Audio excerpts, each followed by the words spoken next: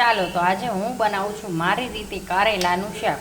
સૌથી પહેલાં કારેલા આવી રીતે આપણે સુધારી લીધા છે. હવે એની અંદર 1 ચમચી જેટલું મીઠું નાખી દઈશું અને થોડી એવી હળદરને મીઠું નાખીને કારેલાને મિક્સ કરી લેવાના. હળદરને મીઠું નાખીને કારેલાને મીઠામાં ચોળી લીધા છે થોડીક વાર, ને હવે એને 10-15 મિનિટ આમનામ રહેવા દઈશું. ને આ બાજુ કારેલાના મસાલા માટે સિંગદાણા શેકી લઉં. સિંગદાણા જરા શેકાઈ ગયા છે. હવે એની અંદર નાખી દઈશ થોડા એવા તલ શેકવા માટે. થોડા એવા ભેગા તલ પણ શેકી લેવાના છે. તો તલ પણ આપણા શેકાઈ ગયા છે. હવે એને એક ડીશમાં અલગ કાઢી લીધા છે. હવે ચણાનો લોટ શેકવાનો છે. થોડું એવું મોણ દીધું છે ચણાના લોટને. 1 ચમચી જેટલો ચણાનો લોટ શેકી લઈશું. ચણાનો લોટ પણ આપણો શેકાઈ ગયો છે. હવે આને સિંગદાણા ભેગા જ નાખી દઈશું. 10-15 મિનિટ જેટલું ઠરવા દઈશું. હવે જે મીઠાવાળા કારેલા કરી લીધા હતા એને મેં 2-3 પાણીએ ધોઈ લીધા છે અને હવે કપડાની અંદર નાખીને થોડા એવા કોરા કરી લઈશું.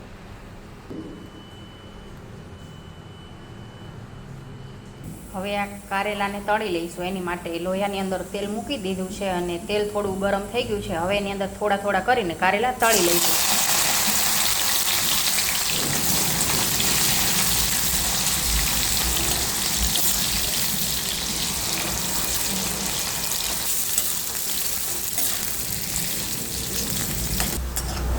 કારેલા આપણા તળાઈ ગયા છે. હવે એને સાઈડમાં કાઢી લઈશું.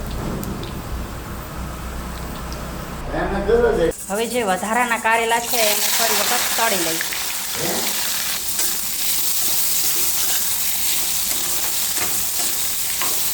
સિંગદાણાને મિક્સરમાં ક્રશ કરી લઈશું.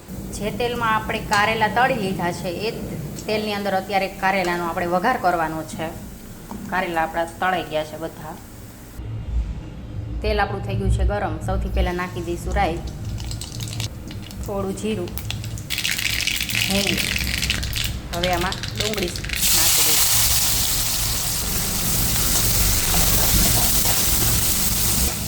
ડુંગળી પણ મેં આવી રીતે મોટી સુધારી છે. 2 મિનિટ જેવું તેલમાં સાંતળવા દઈશું ડુંગળીને. હળદર નાખી દઈશું. હવે તળેલા કારેલા ઉમેરી દઈશું અંદર. થોડો ગોળ નાખીશ. અડધી ચમચી ખાંડ, અડધી ચમચી જેટલું મીઠું.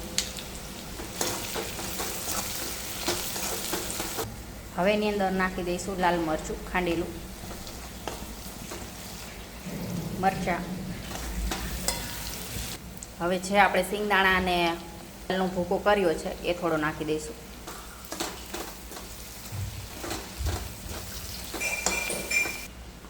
થોડા એવા લીંબુનો રસ નાખી દઈશું. ખાંડ નાખી છે એટલે. શાક થઈ ગયું છે આપણું કારેલાનું રેડી. આ શાક ખૂબ જ ટેસ્ટી બને છે. એક વખત તમે ઘરે જરૂરથી ટ્રાય કરજો અને નેક્સ્ટ રેસીપી તમે કઈ જોવા માંગો છો તે કોમેન્ટ કરજો.